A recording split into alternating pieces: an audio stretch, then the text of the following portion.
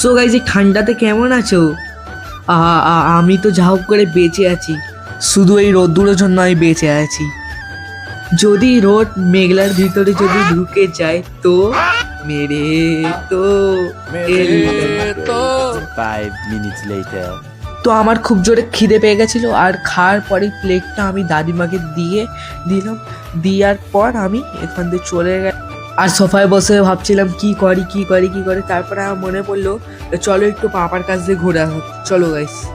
তো আমি যেতে না যেতেই আমার পাপা আমাকে তাড়ি দিল এখান দিয়ে, আর বললো পড়তে বসো। মাই গড, আমার পাপা খুব জোরে রেগে গেছে। তো গাইস এখন যাই পড়তে বসে।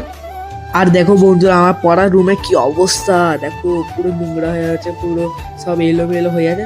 চলো গাইস পরিষ্কার করি। তো 3, 2, 1, এই দেখো বন্ধুরা, পুরো টেবিলটা খুব ঠিক করে নিয়েছি পুরো। তো চলো গাইস পড়া যাক, চলো। তো গাইস কিছুক্ষণ পড়ার পর ভাবলাম একটু যাই স্কুটি চালিয়ে আসি, তারপরে গা ধুতে যাবো। তারপরে গেটটা খুলে আমি স্কুটিটা দেখো বের করে নিলাম, কি সুন্দর লাগছে আমার স্কুটিটা।